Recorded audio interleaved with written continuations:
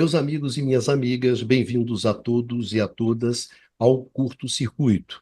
Eu sou Ronaldo Bicário e esse é um programa do Grupo de Economia da Energia do Instituto de Economia da UFRJ que discute as grandes questões do setor elétrico aqui e no mundo. Nesse Curto Circuito 66, nós recebemos os nossos amigos do Grupo de Economia da Energia para uma conversa sobre um tema decisivo nesses tempos de transição energética e de conflitos geopolíticos bastante acirrados, que é a política energética. Esse é um tema caro ao grupo, que ao longo de mais de 20 anos tem abordado essa questão em suas várias dimensões, em seus trabalhos acadêmicos, de pesquisa e em suas orientações.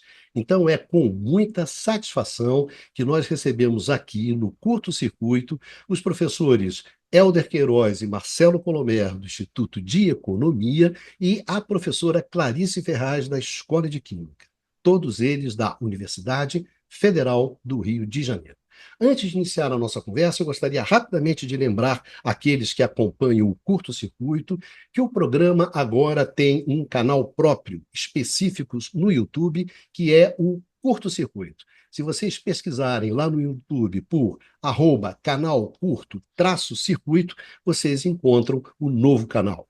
Nesse mesmo sentido, vocês têm também agora um podcast próprio para o programa, que se chama simplesmente Curto Circuito.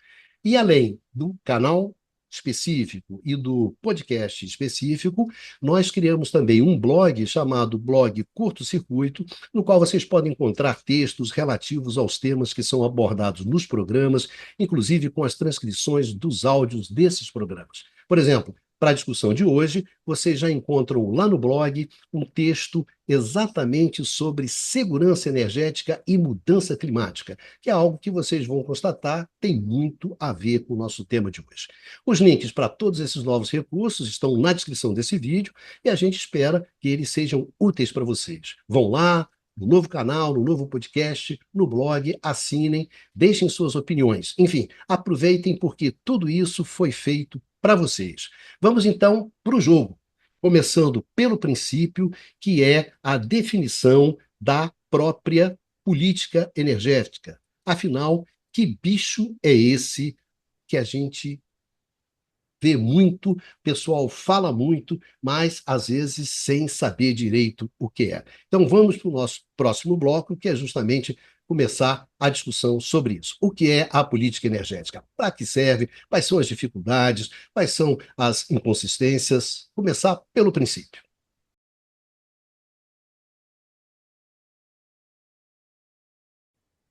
Para começar, eu gostaria que vocês falassem um pouco sobre a importância da política energética, sobre os seus objetivos, sobre suas ferramentas, suas dificuldades. Afinal, por que a política energética é importante? Eldinho, vou começar contigo exatamente essa nossa rodada, essa nossa conversa.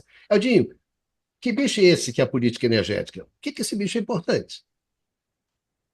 Bom, vamos lá. Em primeiro lugar, agradeço o Curto Circuito pelo convite. Sempre um prazer bater esse papo com vocês. Bom, para começar a falar de política energética, a gente tem que lembrar que não existe nenhum país do mundo que possa abrir mão de energia para o seu desenvolvimento econômico, social, crescimento, etc., né, para as necessidades humanas básicas, né, para as necessidades de mobilidade, para as necessidades de desenvolvimento de seus parques industriais, sejam eles em que estágios estiverem, né? Então, durante muito tempo, né, a questão sempre central, que permanece como central, mas durante muito tempo federou, digamos assim, o conjunto de decisões de política, era a questão, como você mesmo falou na introdução, da segurança do abastecimento de energia, né? E isso era uma tarefa que foi principalmente no segundo pós-guerra, assumida pelo Estado, né? Então, quem tem legitimidade para fazer isso é o Estado, que usa seus instrumentos econômicos, regulatórios, sociais, etc., suas normas, para definir objetivos de política energética, né? Isso funcionou bastante bem num contexto de energia muito barata e crescimento da demanda muito forte do segundo pós-guerra até a crise do petróleo, né? Quando aí o sinal de alerta, né, foi ligado para todos os países do mundo praticamente, né? Naquele momento, a quadruplicação dos preços do petróleo, com uma dependência muito forte, né, das economias nacionais com relação ao abastecimento, né, e o suprimento de petróleo, cuja oferta naquela época era muito mais concentrada ainda no conjunto de países, os países da OPEP, do Golfo Pérsico, etc.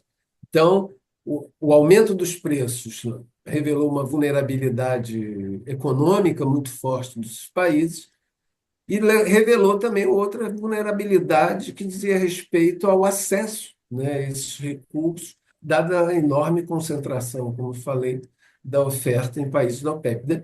Os problemas macroeconômicos que apareceram a partir desse momento, entre o primeiro e o segundo choque, que foi, como a literatura define, foi de 79, esse período vai marcar, então, a necessidade de revisão e de organização muito melhor dos instrumentos de política energética, aí entrando substituição, naquela época, dos derivados de petróleo, as questões de eficiência e conservação de energia, o desenvolvimento de novas tecnologias de produção e de uso de energia.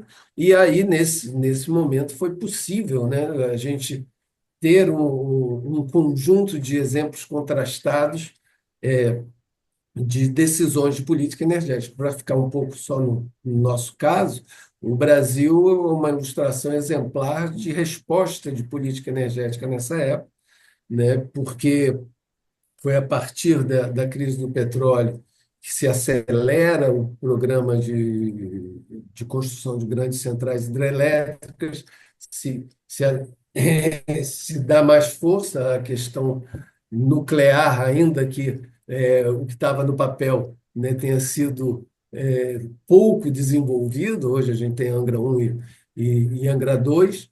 Né? Além disso, a resposta em termos do setor de transportes altamente dependente da gasolina e do diesel, a gente teve naquele momento, especialmente com relação à gasolina, que pesava muito na nossa balança comercial, o programa, que a gente chamava programa do álcool, né? O etanol, que hoje, né, ainda permanece importante também do ponto de vista da contribuição que a gente dá em termos de menores emissões comparativamente à gasolina. Além disso, foi nessa época também que foram valorizados os recursos petrolíferos nacionais, com a possibilidade de você acelerar os investimentos, especialmente em offshore, que tornaram o país, essa aceleração tornou o país, através da Petrobras, da sua competência tecnológica, um dos principais paraísos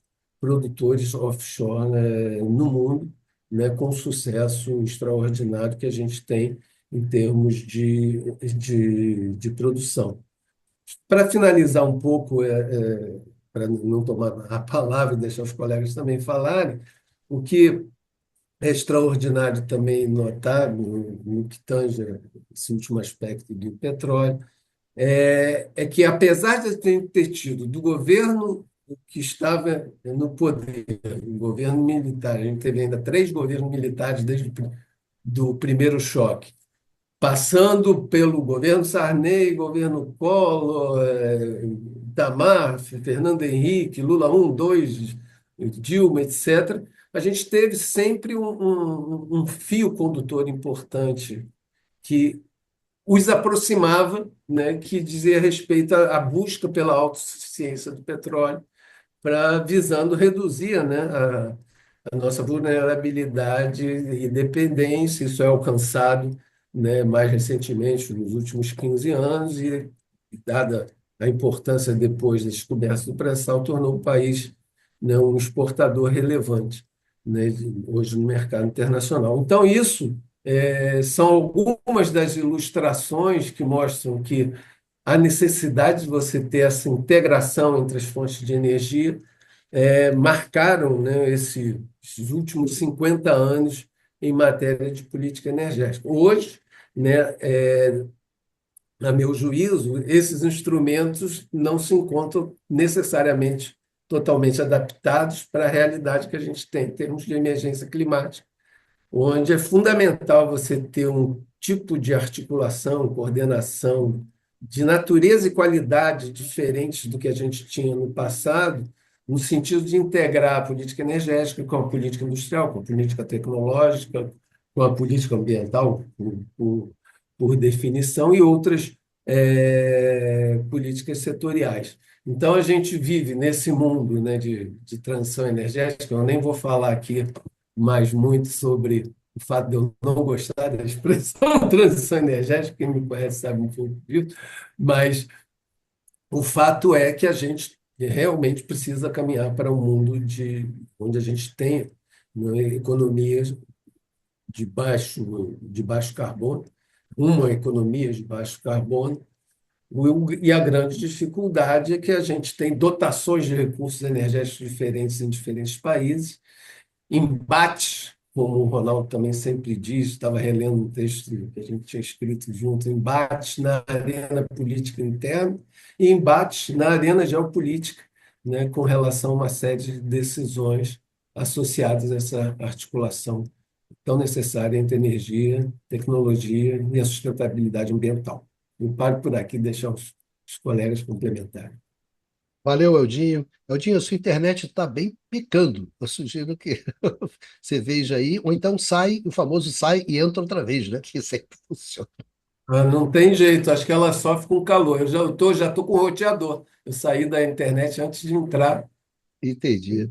Mas Então, você também picou várias vezes aqui para gente. não, sim. Não, a internet é uma coisa difícil. É o calor, né? Pô, 40 e tantos, cara. Nem sei quanto é que é, Marcelinho? 45, não é isso? Poxa, muito pesado. Claricinha, perguntar para você, colocar um pouco a sua colher nesse angu aqui sobre política energética. O que que é política energética, né? Por que que política energética é importante, né? Por que que se tem uma dificuldade tão grande, né, de se ter uma visão do conjunto das fontes, do conjunto das políticas também, né? Política energética é política industrial, é política tecnológica, é política de desenvolvimento, é política ambiental, enfim, essas diversas, né, Helder, interfaces da política, etc, etc. Ou seja, uma política dentro do conjunto das políticas públicas, né? É uma política pública, uma política estratégica, uma política de Estado. É isso aí, Claricinha. O que que é Não, essa eu política achei. energética? Bom, eu também cumprimentar todo mundo que nos ouve e feliz da reunião da gente aqui. Mas eu acho que o que Helder colocou foi brilhante o resumo, né? Porque ele vai muito rapidinho mostrando que, através do Estado, né, se criou, né, o quê?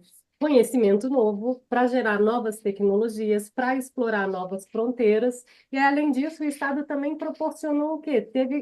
Criou, né, mobilizou capital, quer dizer, estruturas de financiamento que permitiram isso, a geração desse conhecimento das tecnologias, as criações, né, de infraestrutura. Então, é uma articulação tremenda, né? E é realmente um esforço coordenado em diferentes áreas que vai permitir que justamente você avance e você se estruture energeticamente. Quer dizer, isso aí, né, é esse o arcabouço geral. E aí a gente vai fazer isso em cima das nossas dotações de recursos energéticos, né? Então, naquele tempo era isso, agora, justamente no contexto de profunda crise ecológica, a gente vai ter que se apoiar em outras bases de recursos, né? Então, olha do que a gente dispõe, e do outro lado, qual é o tipo de demanda que eu preciso atender, né? O que eu preciso power, né? É para mobilizar o quê? Que tipo de atividade industrial, quanto ela consome, qual é o padrão de consumo dessa carga. Então, é exatamente isso. E aí a gente faz esse recorte agora e fala, né? Então, e agora? né? Mas o que a gente vai precisar fazer é criar essas condições, né? Para gerar novas tecnologias que possam nos permitir aproveitar melhor essa outra base de recursos, é a gente conseguir mobilizar capital para a gente financiar essa infraestrutura e ter tarifas, né, que a indústria possa continuar trabalhando, é a gente também trabalhar, né, essa nova indústria Brasil que tanto se fala, mas na verdade, será que a gente está realmente olhando para o perfil de demanda de eletricidade dela, o perfil de energia dela? Será que a gente está combinando, justamente olhando para a política energética, essa política industrial? Porque isso é essencial. O nosso sucesso daquela época, o nosso sucesso da estruturação, tanto da gente ter a soberania, né, da indústria de petróleo, se tornar autossuficiente e exportador, ele veio também em paralelo com a busca de combustível alternativo. Foi o programa do etanol, que foi uma tecnologia brasileira que também trouxe mais segurança ainda, né? A gente diversifica e a gente ainda, então, com soluções soberanas. Isso é muito importante.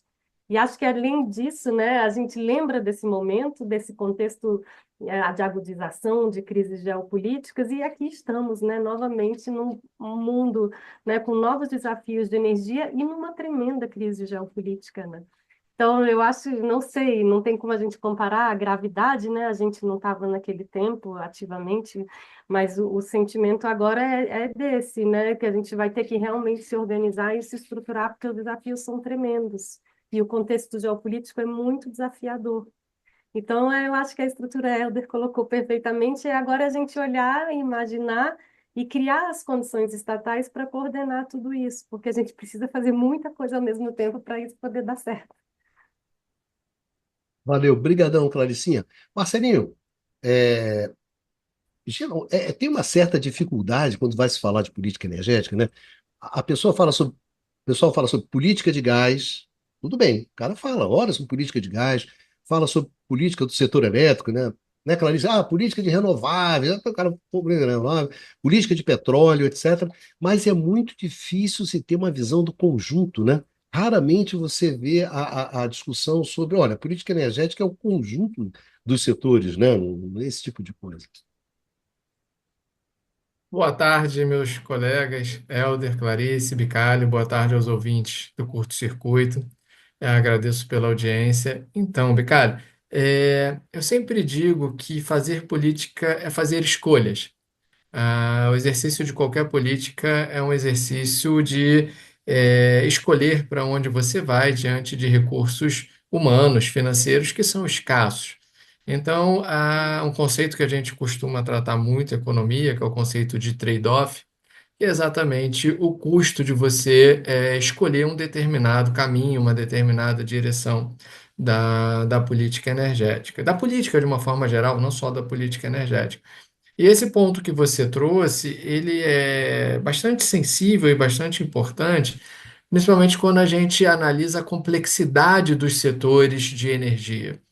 A complexidade em várias dimensões, a complexidade em termos da estrutura organizacional do setor, a complexidade em termos da estrutura de custo, são setores bastante diferentes da maioria dos outros setores econômicos, o que não só explica a histórica participação do Estado, a histórica importância do Estado na construção desses setores em todos os países, desde os mais liberais até os mais com as políticas mais intervencionistas, o Estado sempre teve um papel preponderante na construção dos setores energéticos, exatamente em função dessa complexidade organizacional que esses setores apresentam. São setores com muitas externalidades, de forma que ele tem um impacto multidimensional bastante complexo, tá? E aí, quando você pensa, e uma interface também entre os setores muito grande. Então, pensar em políticas para o gás, como você colocou, políticas para o setor elétrico, políticas para o setor de petróleo, de uma forma isolada, é não compreender essa complexidade e essa interdependência da política energética. Eu digo ainda mais, a gente percebe, é nítido para os especialistas do setor, desses setores, né? É bom, uma vez eu escutei o próprio Helder falando, não existe política energética, mas são políticas. porque, na verdade, a gente tem vários setores que nós precisamos pensar exatamente numa política única, mas são vários setores que têm suas determinadas especificidades, de forma que a gente precisa pensar no individual, pensar no setor, a nível setorial, mas também pensar na coordenação entre esses setores. E isso vai mais além, porque isso sai da energia.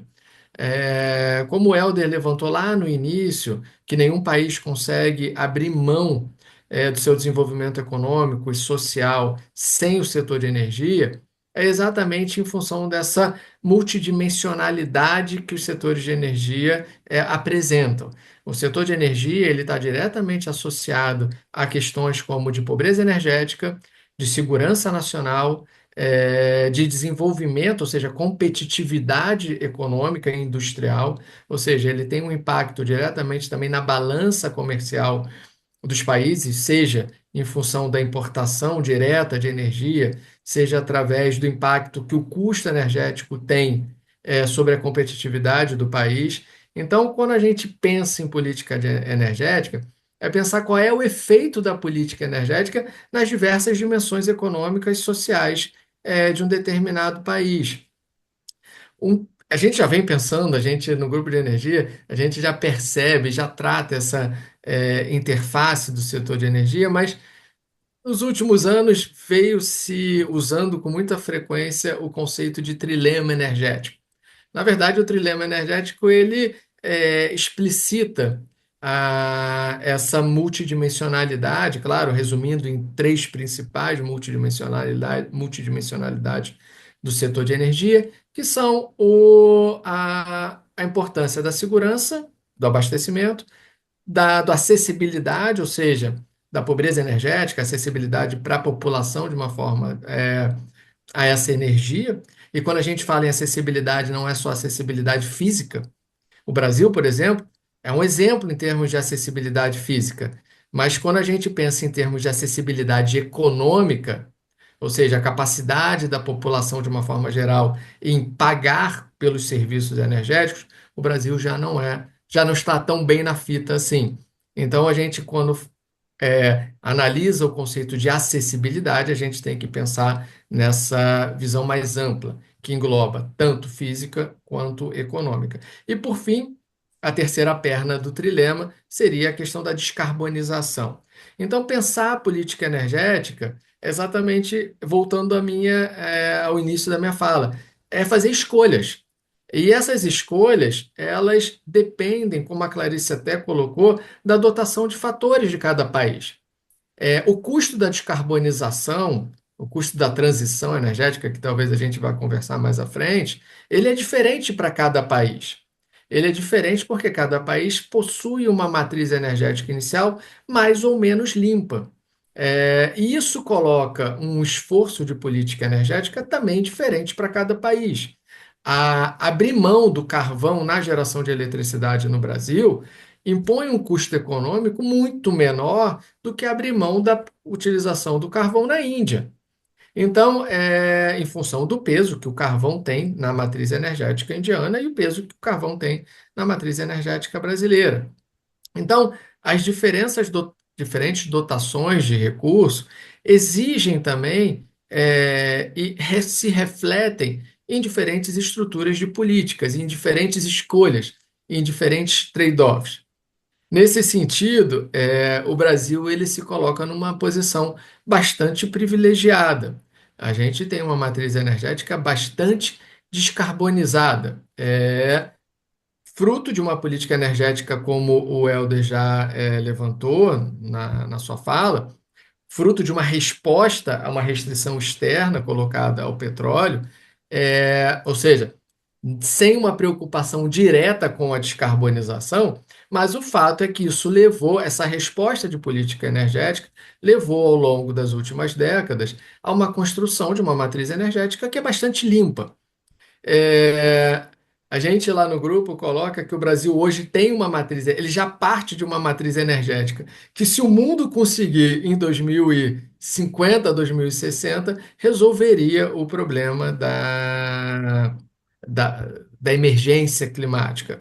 Isso não quer dizer que o Brasil não deva fazer esforço na direção à descarbonização. Mas isso coloca os outros dois pilares do trilema energético como prioridade, em detrimento, em algumas vezes, em detrimento ao próprio processo de descarbonização, em função da priorização, da escolha, mais uma vez, que cada governo tem que fazer e do custo dessa escolha em termos do que você abre mão em termos de segurança de abastecimento, o que você abre mão em termos de acessibilidade e do que você abre mão em termos de descarbonização.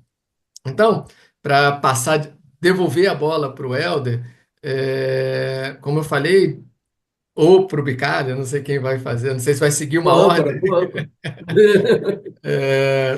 É, mais uma vez, fazer política energética é fazer escolha.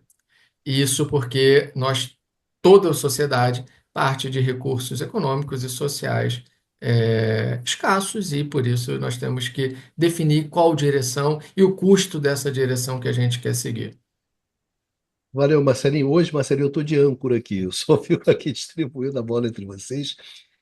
Eu acho que a partir dessa primeira rodada nossa, dessa rodada sobre o que é a política energética, eu queria partir para dois movimentos, né? Em primeiro lugar, no próximo bloco, a gente levar essa discussão para uma coisa concreta, né, e objetiva, que é a discussão sobre a transição energética. Então, no próximo bloco, vamos discutir um pouco qual é a visão da política energética sobre a transição, né? Como é que a transição energética ela bate no, na política energética. E depois, no terceiro e último bloco, como é que tudo isso bate no Brasil, né, Marcelinho? A gente junta tudo isso e vai para o jogo aqui, o que que acontece? Então, vamos para o próximo bloco, que seria sobre a política energética e a transição.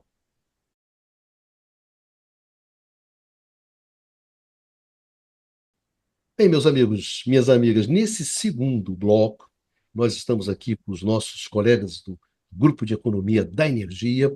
Eu gostaria de conversar com vocês, que eu ia perguntar a vocês três, a seguinte questão: como é que a transição energética, que está nas bocas, né?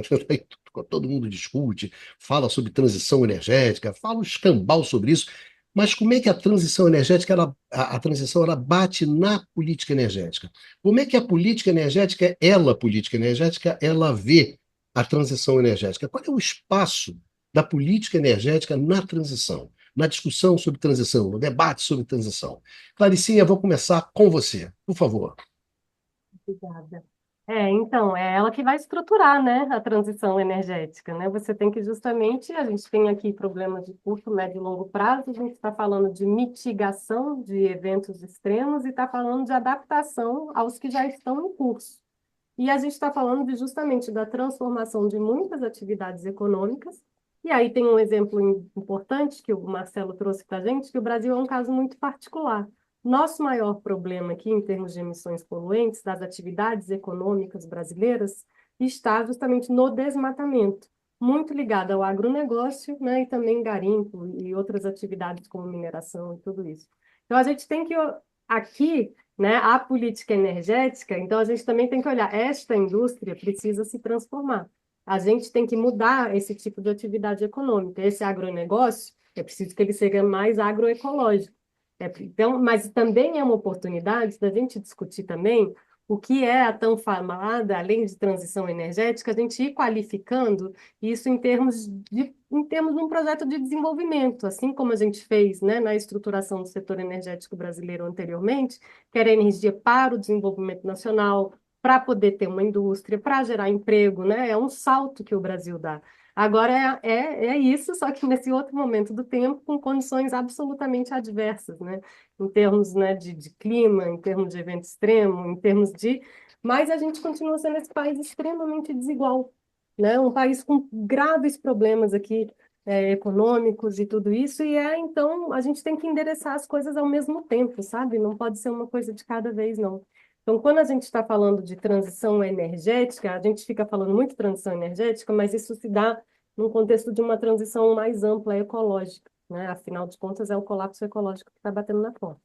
Mas aí voltando, né, o Brasil não é bonitinho nem limpinho, nós somos o sexto país maior emissor, né? A gente tem uma grave contribuição, relevante contribuição para os problemas climáticos mundiais. E a gente tem que, né, resolver tanto os nossos problemas como são problemas planetários, né, que a gente tem uma forte contribuição aí. Então, o Brasil não tem nada de bonitinho, não é exemplo de coisa nenhuma aqui falando nesse sentido.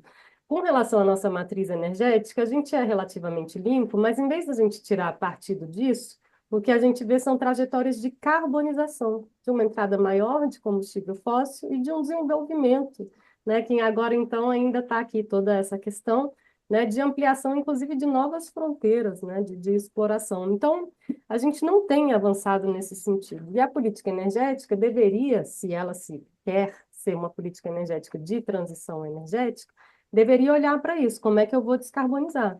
Como é que eu vou fornecer indústria para os processos produtivos, para a atividade econômica, né, olhando também para as questões, né, de desconcentração de renda, de desenvolvimento, né, e vulnerabilidade mesmo, porque é isso que a gente está falando. Hoje, no Rio de Janeiro, a gente está falando aqui, tem gente morrendo, eu não tenho dúvida nenhuma de estar falando uma inverdade. Porque tem gente que está sem luz, porque tem gente que não tem dinheiro para pagar um ar-condicionado, que está na Baixada, que é totalmente asfaltada e que você tem mais de 40 graus, mas você tem sensação térmica passando de 50. O corpo humano pode colapsar. Então, aqui a política energética, na verdade, a gente realmente tem que enquadrar ela nessa questão ecológica, porque realmente é a questão de vida ou de morte, né? A gente sempre falou que política energética é questão de segurança nacional, de qualidade de vida e de desenvolvimento, mas ela é, assim, cada vez mais, assim, ela é tudo isso e mais um pouco, né? Porque justamente agora é a vida das pessoas mesmo, né? Esse acesso econômico, esse acesso físico, determinando quem vive e quem morre, né? Qual é o motor que vai girar, qual é a indústria que vai poder funcionar. Onde é que a gente vai ter agricultura? Porque tem muitos lugares que em poucos anos a gente não vai poder ter agricultura. Então, ficar se agarrando nessa coisa de agronegócio, nesses modelos, assim, isso é pior do que falta de inteligência, né? Isso é uma barca furada, né? Então, assim, a gente justamente não está olhando para as transformações que são necessárias, porque as condições de contorno, né, como também a gente fala muito, estão se alterando profundamente e muito rapidamente. E a gente quer continuar fazendo as mesmas coisas, tá? Então, essa transição energética, voltando aqui para o campo energético, mas é olhando isso, assim, isso aqui é uma coisa maior. Isso aqui faz parte de uma transformação mesmo do projeto de desenvolvimento e de adequação a um território que se transforma muito rapidamente. Tá? A política energética ela tem que dar a energia para mover processos produtivos, né, que sejam menos intensivos em energia. Não tem nada assim, eu vou ser muito crítica com relação a esses projetos, né, que justamente não olham para a integralidade e que veem o setor, né, de forma recortada e associa a política energética da transição como uma adição de fontes livres de combustível fóssil, que tem gente que gosta de chamar de renovável, né? Eólica e solar, né, esses maiores expoentes.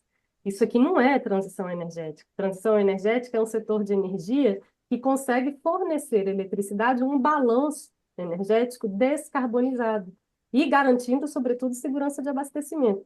Então, eu colocar capacidade instalada de eólica e solar, sem eu olhar para o resultado final disso, se eu efetivamente estou promovendo um setor elétrico mais descarbonizado, se eu estou realmente promovendo, né, um setor elétrico que tem tarifas melhores, porque aí eu estou olhando para a necessidade da população que precisa consumir mais para dar conta de enfrentar esse calor, e da indústria também que precisa se tornar mais competitiva, né? Então, é isso que a gente tem que começar a enxergar.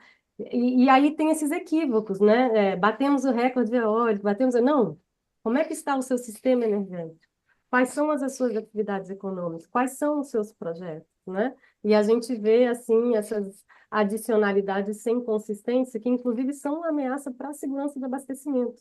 E aí, nesse momento tão severo que a gente está falando, a gente tem o quê? Não podemos esquecer do apagão de 2023, né? Foi um quarto do Brasil que se apagou. Por quê? Porque teve problema de conexão com a energia eólica entrando no sistema. O que que a gente vê hoje, né? No mês passado, assinado uma lei, né, para ampliação de geração eólica offshore para se conectar na rede. Isso é uma ameaça grave aqui para nós da política energética em termos de segurança de abastecimento.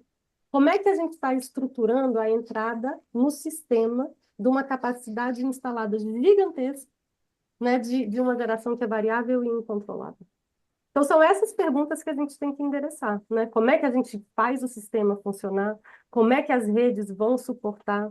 Como é que a gente vai justamente usar da melhor forma os nossos recursos, as nossas dotações de recursos naturais, né? Os nossos recursos energéticos.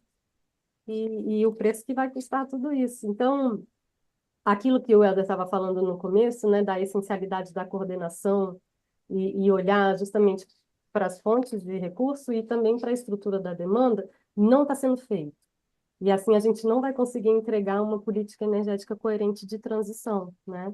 Então fica aqui o trabalho em curso que precisa ser feito num espaço de tempo cada vez menor, porque é urgente, né? Aliás, o dia de hoje nos lembra dessa urgência, né? O calor que está fazendo. Obrigado, Clarice. Eldinho, eu estava pensando aqui em algumas discussões que a gente já tem há décadas, há muito tempo, né? É, a transição, ela é uma questão, um problema que nasce de um tema ambiental, um problema ambiental. Na sua essência, um problema ambiental. Você tem o aquecimento global, tem mudança climática, é preciso deter esse aquecimento global. Então, é preciso deter esse aquecimento justamente o quê? Restringindo o uso dos combustíveis fósseis, que são os grandes emissores de CO2. Mas é um problema que nasce um problema ambiental. Ele só se torna um problema energético em função do protagonismo que os combustíveis fósseis têm na satisfação das necessidades energéticas. Se 80% dessas necessidades são satisfeitas a partir do combustível fóssil, então aquilo que era um problema ambiental se tornou um problema energético. E como você tem uma grande dificuldade em substituir os combustíveis fósseis por outros, né? Outras fontes de energia com as mesmas qualidades. Então, não só se tornou um problema energético, mas se tornou assim, um grande problema energético. Então, na verdade, eu acho que eu concordo. Quando a pessoa fala de transição, né, parece que você pega um ônibus, né, num ponto, desce no outro, né, e tu já sabe onde é que vai descer, onde é que o ônibus vai, essa coisa toda. Quando, na verdade, você está falando de um problema gigantesco que, na verdade, a gente não tem soluções consolidadas na mesa, né? Técnicas, econômicas, regulatórias, etc. Ou seja, é um processo completamente em curso, aberto. Eu queria que você falasse um pouco, que você fala assim, mas que transição é essa, né? Que eu não sei de onde é que eu estou saindo. Eu sei de onde é que eu estou saindo, né? Mas de onde é que eu vou? Não tenho a menor ideia. E tudo parece, não, tá ali, vamos lá, tá na, né? Inclusive, eu acho que aí mais para o terceiro bloco, o Brasil que fala assim, não, eu vou ser o rei da cocada preta da transição, né? Mas isso é no próximo bloco. Mas eu só queria que você falasse um pouco dessa, para as pessoas terem uma ideia de como para a política energética, para a gente que, bom, vamos lá, vamos tentar resolver o abastecimento, como o Marcelo fez no Trilema, não, um abastecimento, mas que o pessoal tenha uma energia abundante, uma energia barata e uma energia limpa e sustentável. Tá bom, agora faz isso, né? Vai fazer isso para tu ver como é que é bom ele fazer isso. Bom, acho que você me deu a oportunidade de falar mal do conceito de transição energética, que sempre me incomoda. Eu prefiro muito mais a questão colocada nos termos que a própria Clarice acabou de colocar, em termos de transição ou transformação ecológica, ou como eu e Marcelo costumamos também trabalhar, de transição de sistemas sociotécnicos, que é muito mais amplo, né? Você tem que olhar também pelo lado da demanda, pela forma como se usa a energia e quais seriam as soluções e quais as tecnologias novas que poderiam ser utilizadas para você ir deslocando pouco a pouco, né, combustíveis fósseis. Isso não se dará, né, em prazos curtos, né?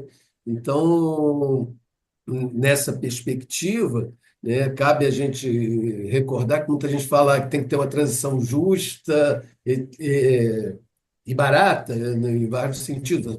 Por ora, adotando aí o termo transição energética, ela é longa e cara, né? E além e muito injusta, porque ela tem o risco de acentuar desigualdades, não estou falando só do Brasil, não, mas mundo afora, né?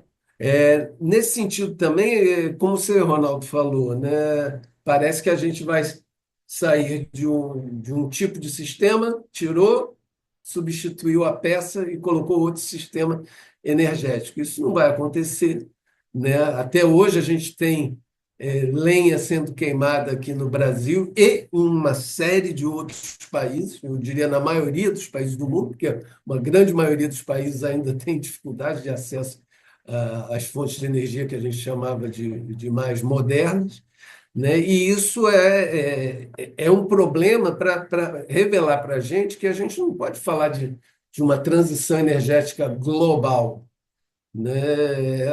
A gente vai ter, dadas dotações diferentes, dotações de recursos diferentes, dotações institucionais diferentes, dotações tecnológicas diferentes, dotações empresariais também diferentes, a gente vai ter que ter respostas de política distintas. O que, no meu modo de ver, diferencia a gravidade, inclusive, que a gente tem hoje com relação a, como a gente comentou antes, logo no início, fazendo aquela retomada histórica, né, da crise do petróleo, que naquela época a política energética tinha que atender a questões de curto prazo. Hoje, ela tem que olhar, né, não só as questões de adaptação e mitigação, etc., mas de que maneira você promove elementos de transformação produtiva a médio e longo prazo. E isso não é trivial, né? Nesse sentido também, também me incomoda quando se fala da questão global da transição, como você bem falou, né?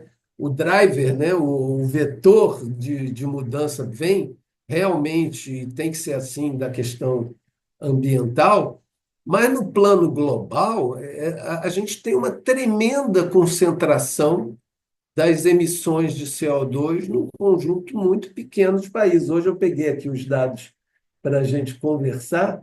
Para vocês terem uma ideia, Estados Unidos representa 13% das emissões de CO2 vindo do setor de energia, que não está entrando a questão do desmatamento. Estados Unidos, 13%, China, 32%, Índia, 8%. Então, se pegar esses três países, a gente tem mais da metade das emissões. Ora, né, é o desafio global, mas a gente tem responsabilidades muito diferentes com relação ao peso das emissões. Outro aspecto, muito embora os alcances, né, das renováveis sejam evidentes, acho que houve uma aceleração, etc., isso não resolve todos os problemas. Apesar desses avanços, né, para a gente ter uma ideia, qual é a fonte de energia mais primária, mais utilizada para geração elétrica no mundo? Carvão, ainda, né?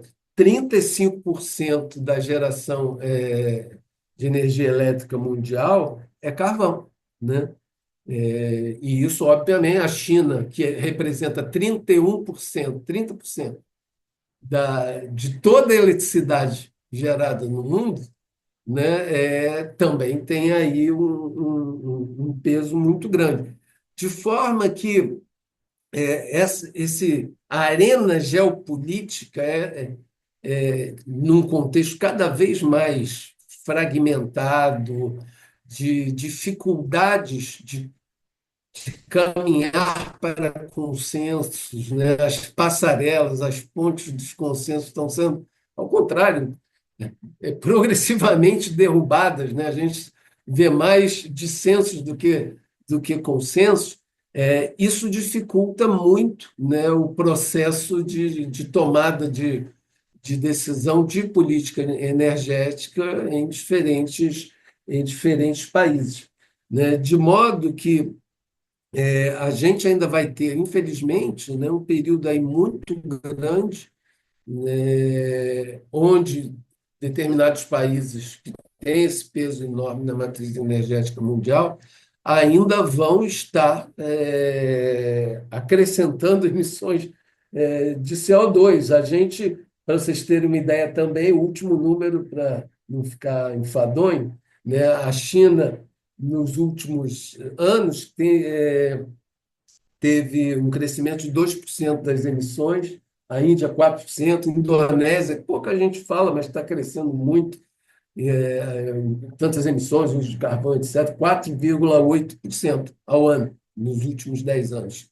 Né? Então, muito embora se fale cada vez mais, e é necessário, né, com relação à necessidade de redução das emissões, esse momento de inflexão da curva de emissões ainda não aconteceu, infelizmente, né? Então, o que torna,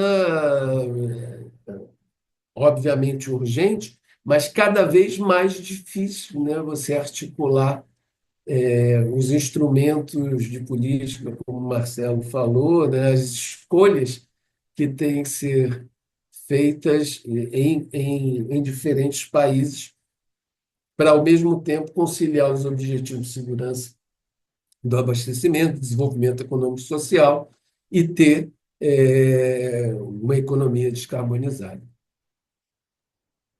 Marcelinho, eu estou me lembrando aqui de uma novela, que eu sou mais velho, então posso lembrar. Tem uma novela famosa dos Dias Gomes, né, que era a Viúva Porcina, né? Acho que era Roque Santeiro, não é isso? Acho que é Roque Roque Santeiro. Santeiro. Onde a Viúva Porcina, eu acho que ela era aquela viúva que foi sem nunca ter sido, né? Era a frase que definia o personagem. Às vezes, quando eu ouço sobre a transição, Clarice, eu acho um pouco, é aquela que foi sem nunca ter sido, né? Porque ela se dá as coisas como dadas, quando, na verdade, você não tem nada dado, né? A tecnologia não é dado, as soluções econômicas não estão dadas, as soluções regulatórias, institucionais não estão dadas, enfim, é um baita processo em aberto. E isso, Marcelo, por que eu estou falando isso? Porque para nós, que trabalhamos no setor de energia, que na verdade somos nós que temos que nos preocupar com a segurança do abastecimento. O nosso compromisso é como é que eu crio aquelas condições para que a sociedade, para que a economia tenham acesso à energia. E como você falou muito bem, quer dizer, acesso físico e acesso econômico. E o que a gente observa concretamente, não estamos falando do Brasil, a gente está falando do mundo, é as dificuldades cada vez maior da sociedade ter acesso físico e econômico àquela energia, à sociedade, à economia. Então a gente se vê diante de um problema, né, Marcelo, que é muito grande. Ora, tudo bem, energia barata, abundante, sustentável, etc., mas esse que é o nosso problema, quer dizer, como é que nós fazemos isso?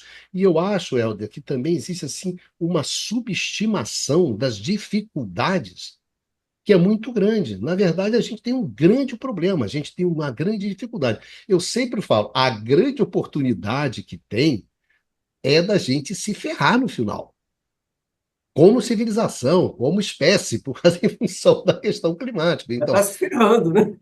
ou seja, quer dizer, O como eu calor está brinco, fazendo. a transição ela é injusta, ela é cruel, ela é cara, e ainda corre o risco da gente se ferrar no final, quer dizer. Então vamos parar de brincadeira. A gente está falando de um tema que é profundamente sério, né? Que é essa questão de, bom, como é que se garante, então, o abastecimento, como você falou, Marcelo, esse abastecimento que entrega energia, mas ao mesmo tempo entrega sustentabilidade, né? Então, Bicalho, eu gosto muito de usar um exemplo setorial que eu acho que ele retrata bem essa dificuldade que é fazer escolhas dentro desse contexto da descarbonização econômica, vamos usar esse termo, tá? Quando a gente olha para dados do Banco Mundial, Agência Internacional de Energia, hoje a gente tem cerca de 800 milhões de pessoas sem acesso a fontes limpas de cocção, o que significa que essas pessoas continuam usando lenha e lenha de baixa qualidade. Isso traz impacto para a saúde, principalmente de mulheres e crianças, imenso. Impactos sobre a saúde, impactos econômicos, impactos do bem-estar, tá? Essa população se concentra basicamente na África e no Sudeste Asiático, países pobres, países em desenvolvimento, tá? Quando a gente olha as alternativas para você reduzir esse impacto, que é um impacto social, a gente tem fontes fósseis tradicionais, como o GLP, e nós temos a eletricidade através de fogões de indução. É claro que dentro de uma política de descarbonização, o ótimo seria levar a eletricidade para todos esses lares.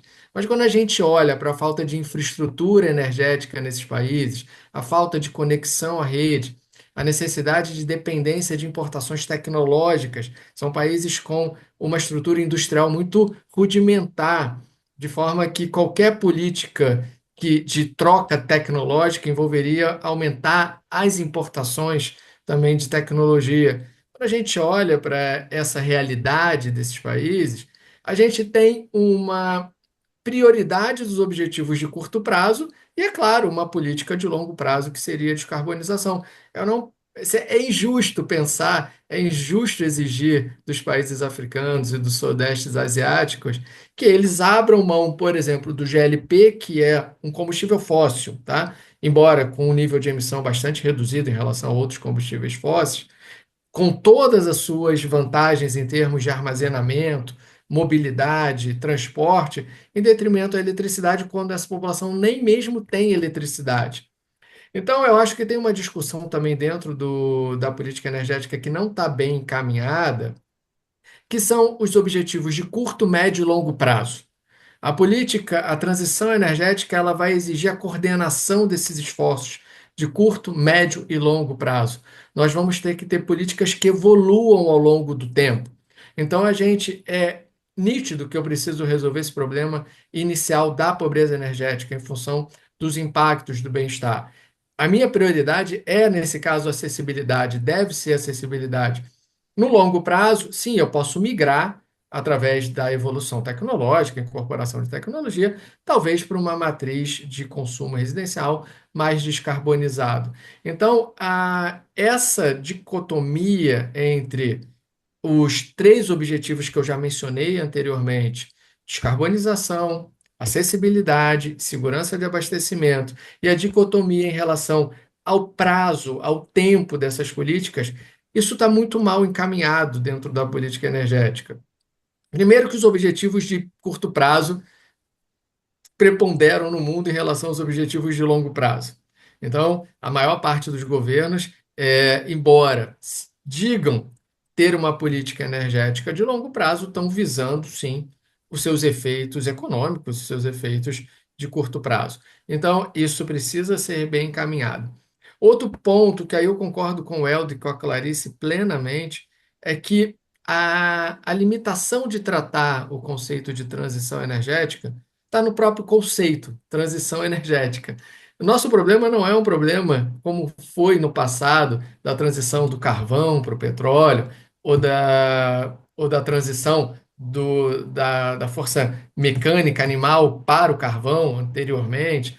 A gente não tem um problema de desenvolvimento de fontes de energia economicamente mais vantajosas. Aqui está colocado na mesa a nossa necessidade é migrar para fontes que economicamente são piores. Por natureza, as fontes renováveis. O combustível fóssil, o grande mal do combustível fóssil é que ele é muito bom como combustível. A verdade é essa.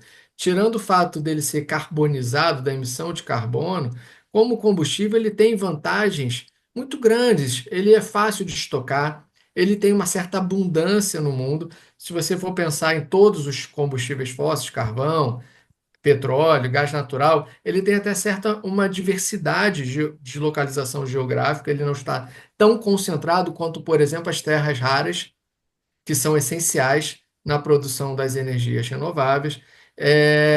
A abundância gera preços, ou seja, acessibilidade econômicas razoáveis. Então, os combustíveis fósseis têm vantagens muito grandes. O problema é que o mundo não aguenta mais usar combustíveis fósseis.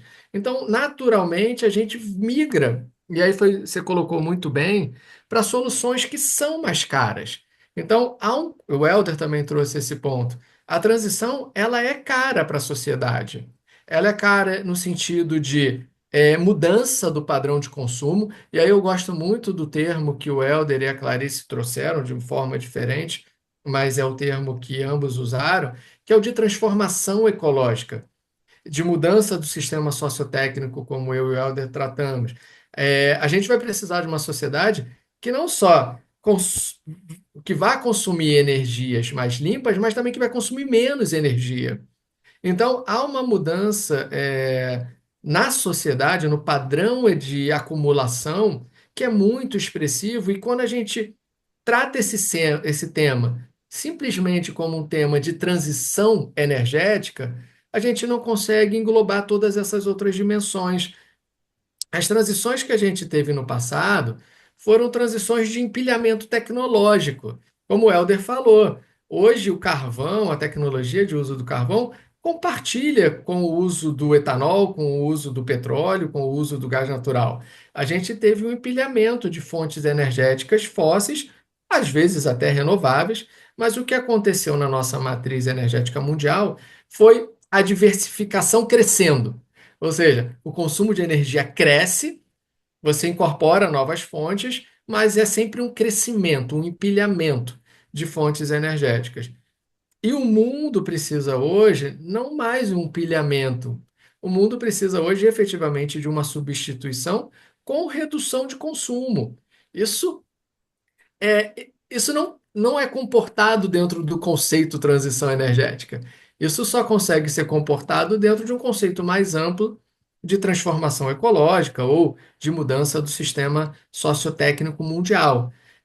Agora, é importante a gente lembrar, e o Helder já levantou essa questão, isso tem um custo muito elevado para o mundo, que não está também dimensionado. Um custo que é um custo geopolítico, é um custo social.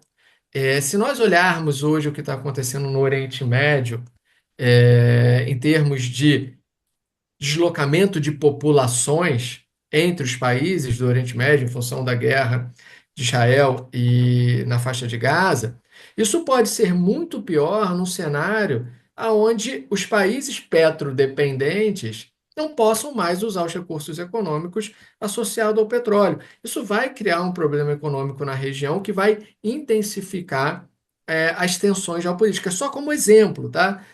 Então a gente tem que considerar que a mudança desses regimes, a mudança da matriz energética mundial, ela não é simplesmente, como você falou, a simples substituição tecnológica de um carro movido a gasolina por um carro movido a eletricidade.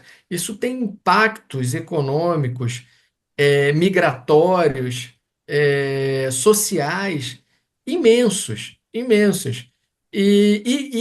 É por isso que a transição é tão difícil. É por isso que essa transformação ecológica ela é tão difícil, porque, mais uma vez, os países precisam fazer escolhas. E essas escolhas estão muito pautadas no curto prazo e nas suas prioridades principais. Fazer um país como a Venezuela, ou eu vou botar um outro exemplo, Venezuela talvez não seja um bom exemplo em função das tensões políticas no país, mas um país como a Guiana, por exemplo, um país pobre, muito dependente da economia rural, que nunca contribuiu contribuiu muito pouco, na verdade, se eu não me engano, salvo engano, as emissões da Guiana são negativas em função da preservação da floresta amazônica em seu território. Ou seja, a contribuição para o problema climático que a Guiana historicamente colocou para a gente é negativa. Impedir que um país desse usufrua dos recursos petrolíferos para o seu desenvolvimento econômico e social não me parece muito justo.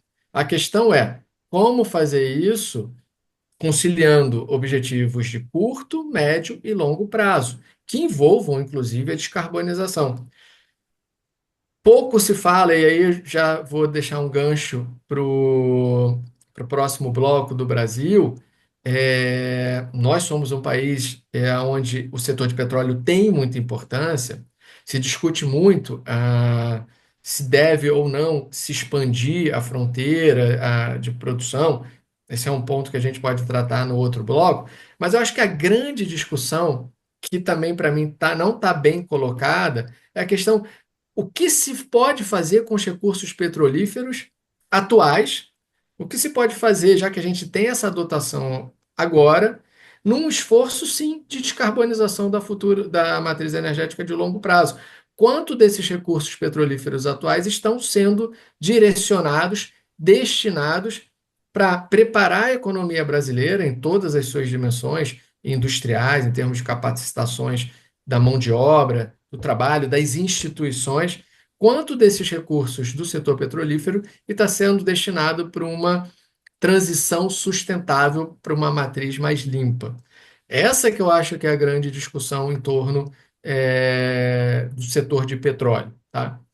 São essas questões que eu queria trazer. Devolvo a bola para você, Bicalho. Marcelo, não, eu queria aproveitar agora e fazer o seguinte, da gente ir para o terceiro bloco sobre a questão brasileira, porque eu acho que, no caso, o Brasil sintetiza muito desses equívocos, muito dessas questões, né, Helder, um pouco escorregadia, quer dizer, o Brasil é um bom exemplo. O Brasil é um bom exemplo de política energética e transição energética, de quais são os equívocos, quais são as visões que as pessoas têm, que eu acho que são profundamente equivocadas, quais são os acertos, mas é assim, é aquela história do velho Guimarães Rosa, né? O diabo no meio da rua, no meio do redemoinho, né? Eu diria que o Brasil é isso, é no meio do redemoinho da transição energética, as questões que o Brasil enfrenta, elas são muito significativas daquilo que os países enfrentam quando se dão, quando enfrentam a questão da transição energética. Então a gente vai agora para o nosso terceiro bloco, que é Brasil e a política energética, né? O Brasil e a transição energética. Enfim, como é que a gente pega tudo isso que a gente conversou um pouco, né, até agora e leva para o caso brasileiro, para o nosso caso, né? Então vamos para o próximo bloco. O Brasil, a transição e a política energética.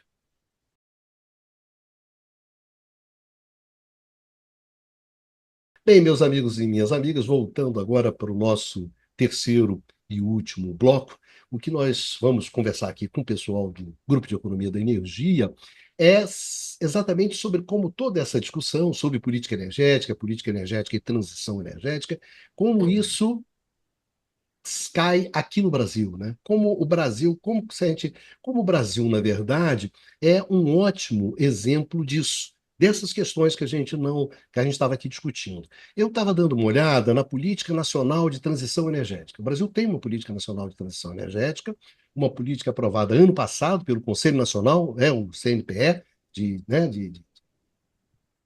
então, o CNPE aprovou isso, acho que no ano passado.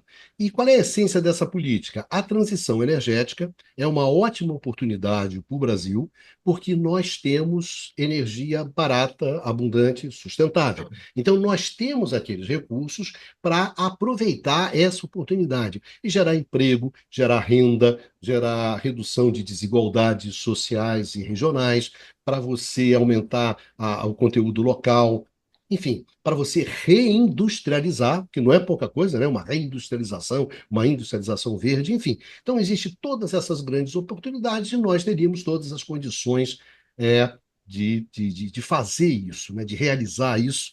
Pelo menos é isso que está nos documentos, nos discursos oficiais. Então, Marcelinho, eu queria começar com você. Esse grande problema que a gente estava aqui discutindo, a gente estava conversando, parece que o Brasil resolveu. Sabe? E me lembra muito aquela frase clássica do Mayakovsky, né? Existe um homem feliz no mundo, e parece que é no Brasil. Então, eu acho que essa é a frase do Mayakovsky, porque parece que nós resolvemos os problemas, né? Nós somos os homens felizes, ou seja, existe um destino manifesto, Helder, verde, nossa, ao que parece assim, que a gente vai cumprir. É isso aí, Marcelinho. Opa, então vamos lá, Bicalho. Não vou me alongar muito para passar a palavra também para os meus colegas. O Brasil, ele nunca teve um problema de dotação de recursos energéticos. Eu vejo dessa forma. O Brasil tem abundância de energia, tá? Nesse sentido, eu acho que a transição ela pode sim ser uma oportunidade, mas isso não está dado. Como a gente colocou nos primeiros blocos, a transformação desses sistemas sociotécnicos, eles dependem de uma capacitação institucional imensa. A complexidade dessa transformação em todas as suas dimensões, os impactos sociais, os impactos em termos de segurança de abastecimento, os impactos, as interfaces entre os diversos setores, exige uma capacitação institucional que, na minha opinião, hoje o Brasil não tem. Então, nesse sentido, embora sim, dada a base de recursos nacionais, a transição poderia ser uma oportunidade para o Brasil, em termos de capacitações institucionais, isso não vai, entendeu? Então, colocar isso de uma forma simplista, como se os problemas já estivessem solucionados, temos as soluções para todos os seus problemas, não funciona para o caso brasileiro. E quando você olha para a necessidade, aí sim, e para a importância da política energética. Eu acho que o Brasil ele é uma síntese de que, sem uma política energética bem coordenada com outras políticas, não só a política energética, mas com uma política pública bem coordenada, no sentido de transformação da sociedade no rumo a uma sociedade ecologicamente mais sustentável, não importa de quantos recursos você tenha. O processo ele não anda. O processo, inclusive, ele pode se deteriorar a partir como a Clarice já trouxe até nos outros blocos, um empilhamento de fontes energéticas sem as devidas considerações do impacto que elas têm sobre o sistema como um todo. A gente tem que lembrar que a gente já traz, é sistema energético. Esse sistema não está aí por acaso.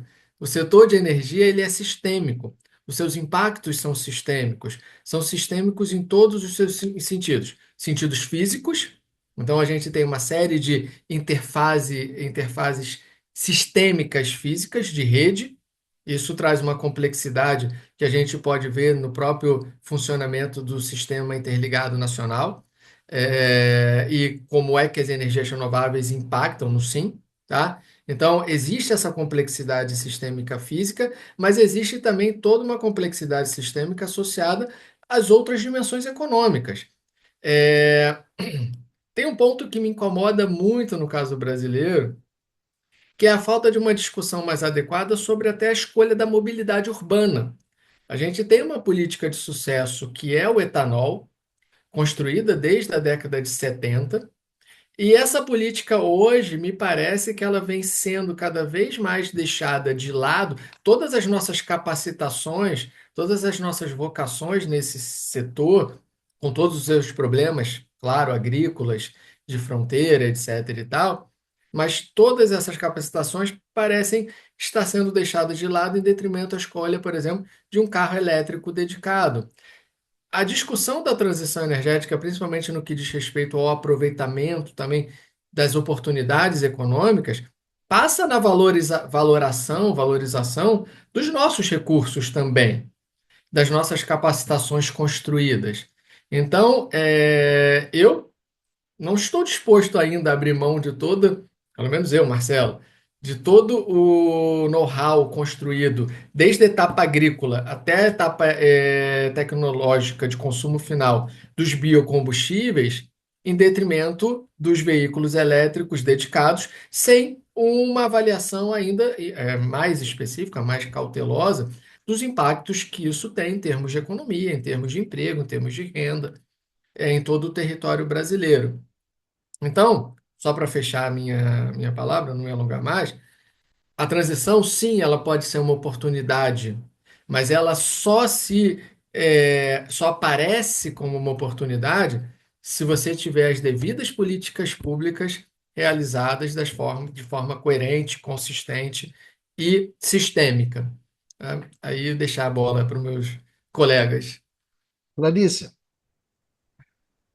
Então, eu vou pegar, gostei também, eu sempre gosto, mas os dois ganchos, né, que Bicalho já chegou anunciando como que o governo anuncia, né, vai dar tudo certo, e como o Marcelo estava dizendo, não está tudo certo, né, de que temos energia abundante e barata.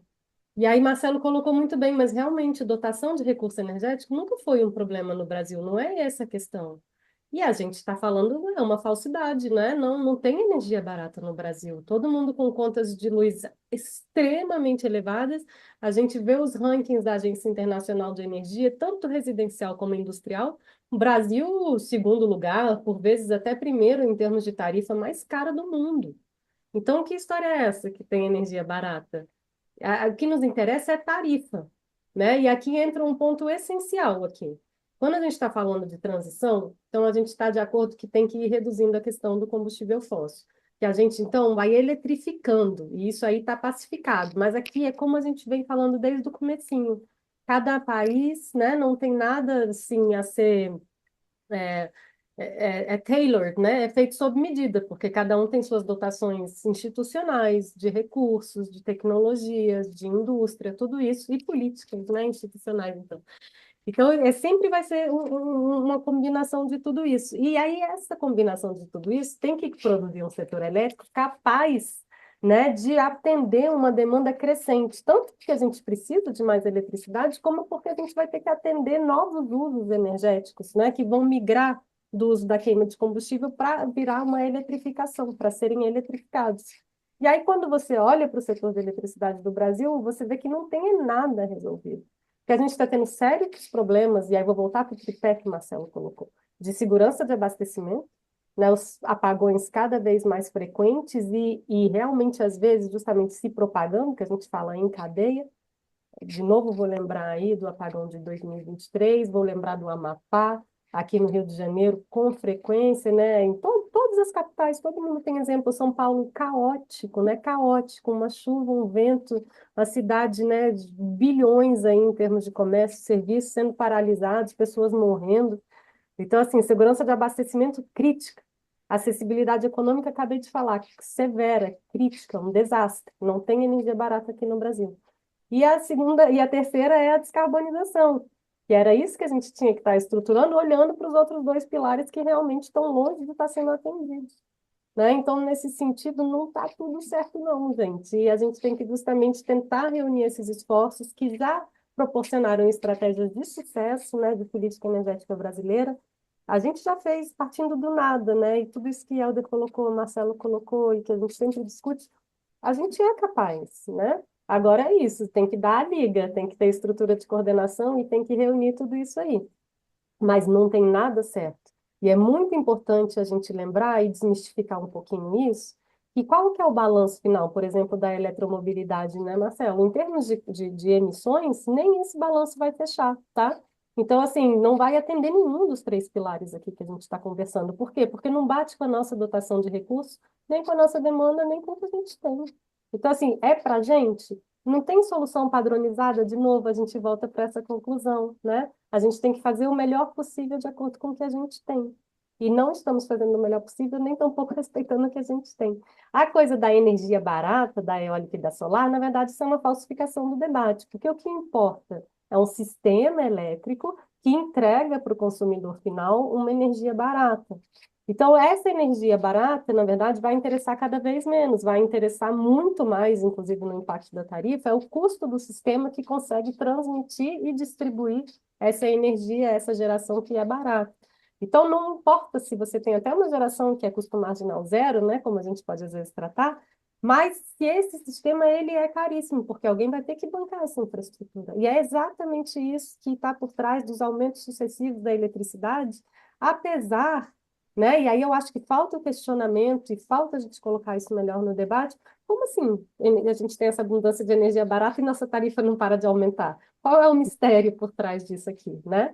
Então é isso, na verdade, porque quando a gente está falando só da geração, a gente está, né, tirando das necessidades os custos de rede, os custos de segurança, os custos do backup, né, e todos os outros. A gente está usando, e aí tem um lance que diz respeito ao nosso ordenamento mesmo, tanto constitucional como setorial, que é o aproveitamento é eficiente e responsável tanto dos recursos naturais como dos recursos energéticos. Isso está colocado em lei. Então, a gente está vertendo água, a gente está fazendo geração quando em subaproveitamento, tanto de termoelétrica como de hidrelétrica, né? São sistemas caros e, além disso, nessa preocupação ecológica, ineficientes, né? Quando a gente fala da eficiência da geração do combustível fóssil, isso aqui é incontestável. E a gente está usando todas as fontes, na verdade, de forma ineficiente, quando a gente está fazendo isso aqui de forma mal endereçada. Em vez de estar trazendo eólica e solar num montante que contribua para os objetivos sistêmicos do setor, você começar a mobilizar o sistema para atender os objetivos de estabilidade que o crescimento dessas fontes vem trazendo. Então, o crescimento dessas fontes, ele precisa ser planejado. Nesse esforço aqui que a gente falou de coordenação, isso é planejamento energético, né, que vai estruturar uma política energética. E aqui isso aqui está correndo solto. Então, falta estrutura de planejamento, falta o regulador olhar, a gente tem um problema de excesso de capacidade instalada, ele não está olhando para os impactos tarifários, não está olhando para os impactos regulatórios, e isso aqui não está dando certo. Por isso que nós não temos uma energia barata, nem tampouco a gente está descarbonizando ou estruturando uma transição sustentável. Estou falando tanto ecologicamente como economicamente, socialmente, né? Então, eu acho que eu fecho aqui com uma visão muito crítica mesmo do que vem acontecendo, e inclusive do debate, né, que não é corretamente colocado. E acho que é legal mesmo a gente estar aqui para isso, né? Obrigado, Clarice. Eltinho, Não, acho que só tem a sublinhar as observações da Clarice e do Marcelo. Quero tocar em três pontos para a gente caminhando para o final, né? Que são, na minha opinião, três desafios enormes para a gente superar e tentar colocar as coisas em ordem. E eu confesso, sou relativamente cético com relação ao sucesso a ser alcançado com esses três desafios. O primeiro é que, como falamos aqui, essa é uma questão que envolve longo prazo. A gente está falando de 2050, mas cujos efeitos da emergência climática estão aí. As necessidades de adaptação e mitigação estão aí, né?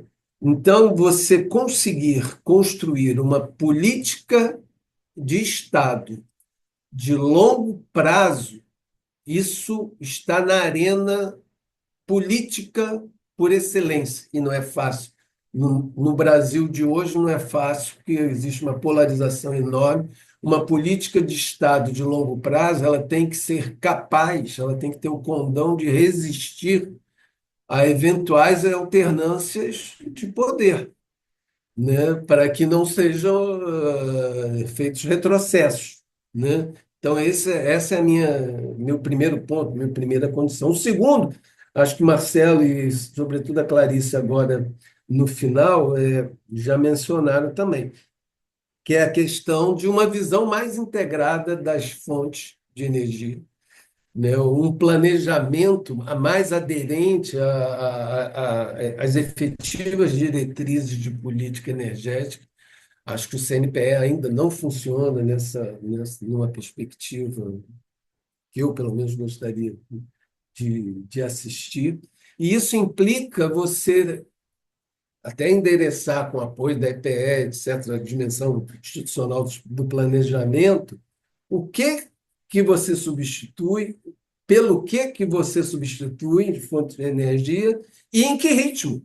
Qual a velocidade desse processo de transformação, né? Essa é a grande pergunta que eu acho que deveria balizar, né, a construção do cenário. E, por fim, um ponto que a gente falou lá no início, né? A política energética hoje ela não vai ser feita só olhando o umbigo da energia, né? Ela tem que estar articulada. Isso está dito, está escrito de forma elegante no PNTE, o Ronaldo mencionou, etc. Mas você tem que ter uma articulação mais fina, uma sintonia mais fina com os objetivos de política industrial, ambiental, tecnológica, até política externa, né?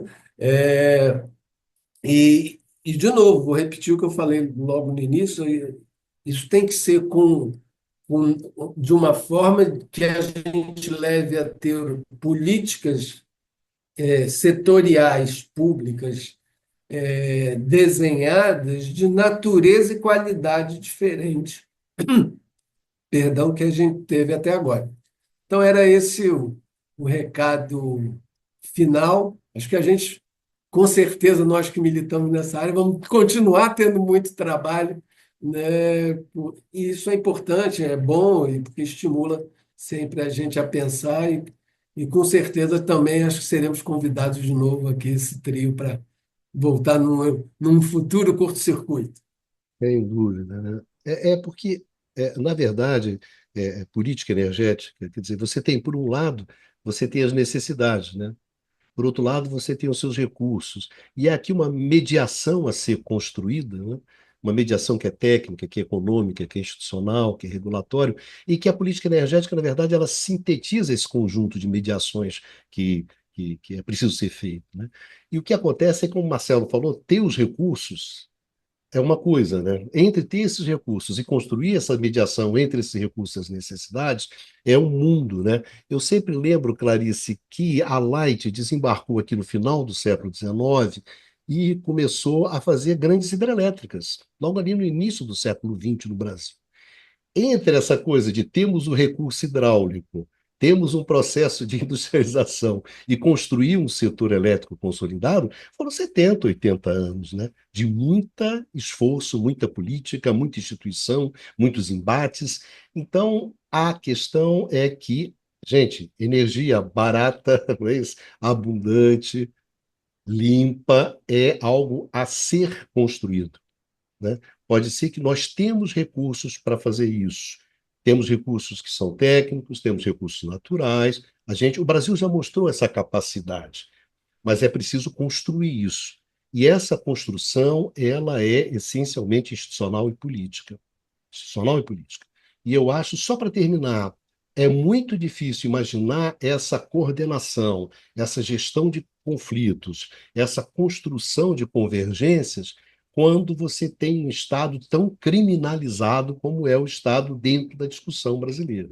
Então, quando você criminaliza tanto a intervenção do Estado, a atuação do Estado, e precisa exatamente de um ente que seja capaz de fazer esse grande meio-campo, né, de fazer essa grande armação de jogo, acho que esse Estado ele tem problema de legitimação e tem problemas de qualificação hoje. É bastante complicado. Mas, como disse o Helder, nós estamos condenados, né, a voltar a esse tema que, sem dúvida, ainda esse ano voltaremos aqui com os nossos amigos do Grupo de Economia da Energia para justamente outras discussões sobre esse tema. Então, meus amigos e minhas amigas, eu espero que essa nossa conversa ela tenha sido muito útil para vocês.